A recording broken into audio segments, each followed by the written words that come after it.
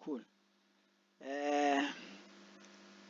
Guys, as I have promised on the previous video, now we are really getting closer and closer to the most interesting part of learning about an MP4 file, because now we are getting the data, the actual pictures, the actual samples out of an MP4 file.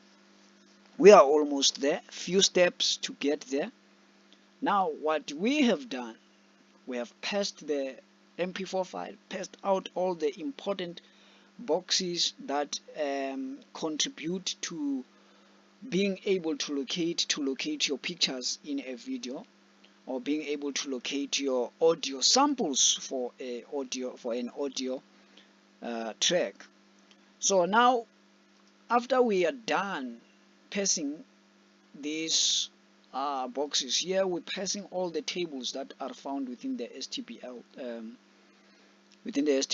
object. So we are done. Now we've been writing a code to actually grab a frame out of this MP4 file, and we call that method get frame, and we supply it that STPL object, and that object has all these tables that now will help you to locate where is the frame that you are looking for. Does that make sense? So let's go to this method and look at it and see how it looks like.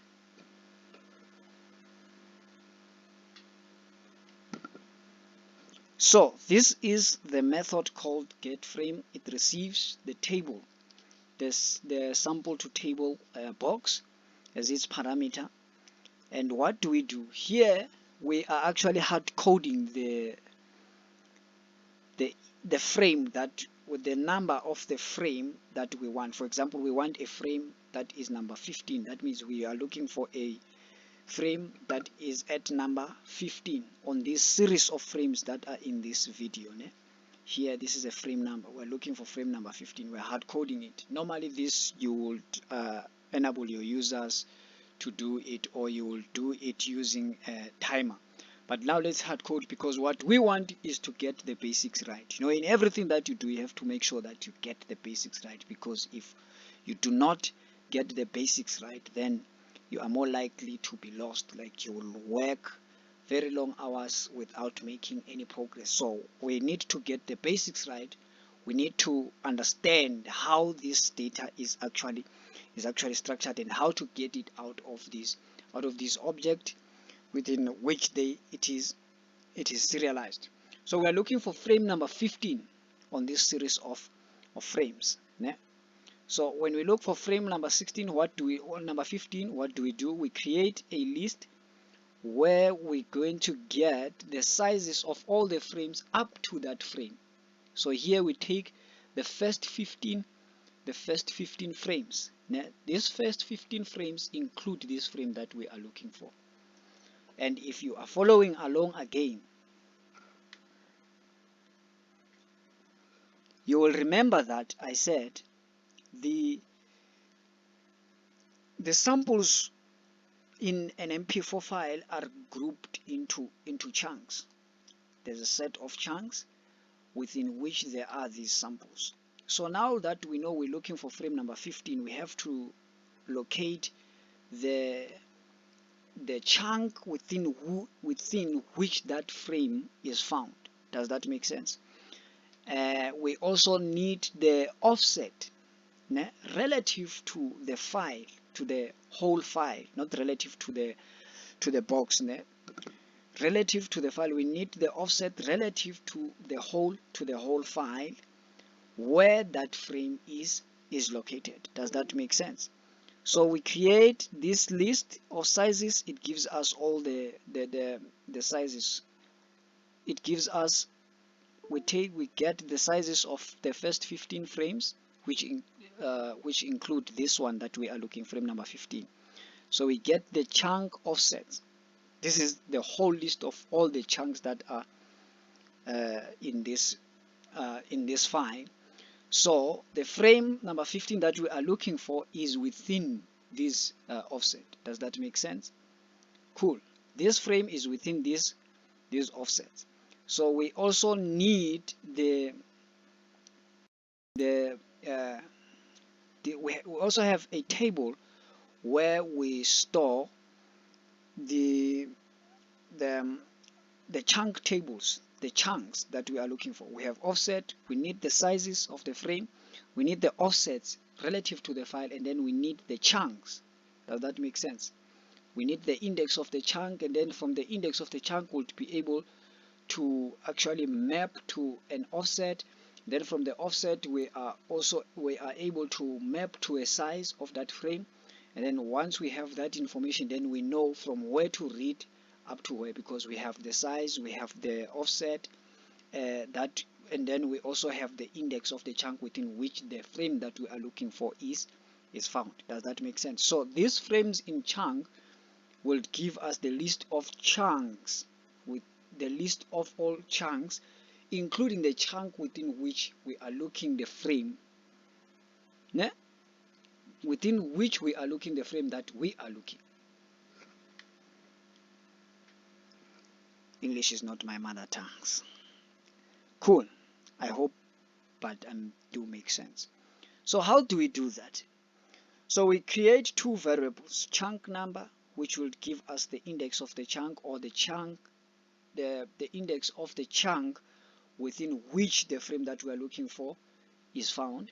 And then we have total frames, so we have the number of frames up to the frame that we are looking for. So that means, yeah, we are looking the number of frames up to the frame that we are looking for. Cool.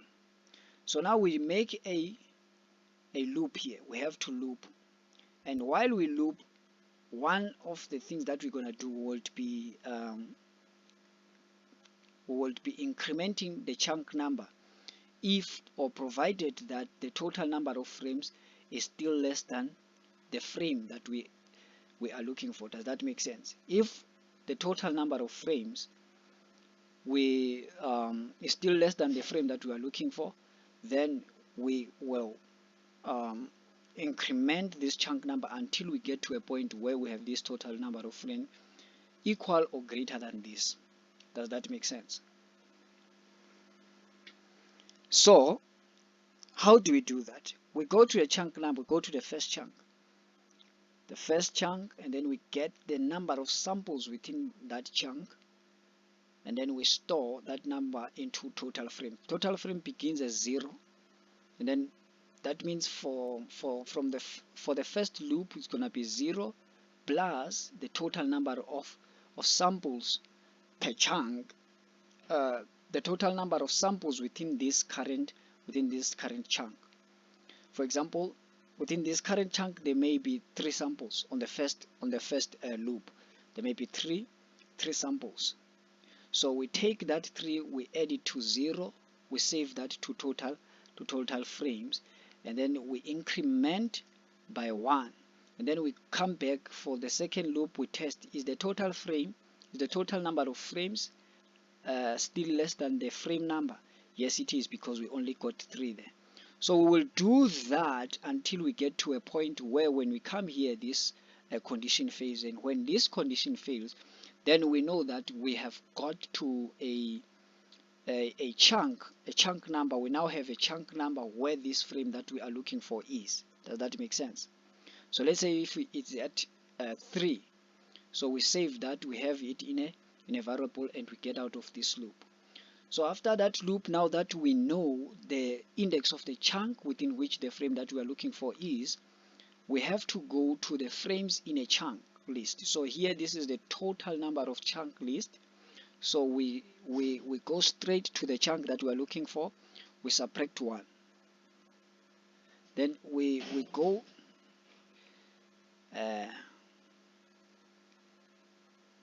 this is on purpose, I'm telling you. So now we get the number of samples on that chunk number, we save it, the number of frames on that chunk that we have calculated from here. Then we get the first frame in that chunk, which would be defined by the total number of frames minus the number of frames in the chunk within which we are looking, the frame that we are looking for. Does that make sense? Then we go to address list. So the address list, we get the address of the chunk offset of the, yeah, we get the chunk offset for this chunk that within which we are looking the frame. Does that make sense? So now, okay,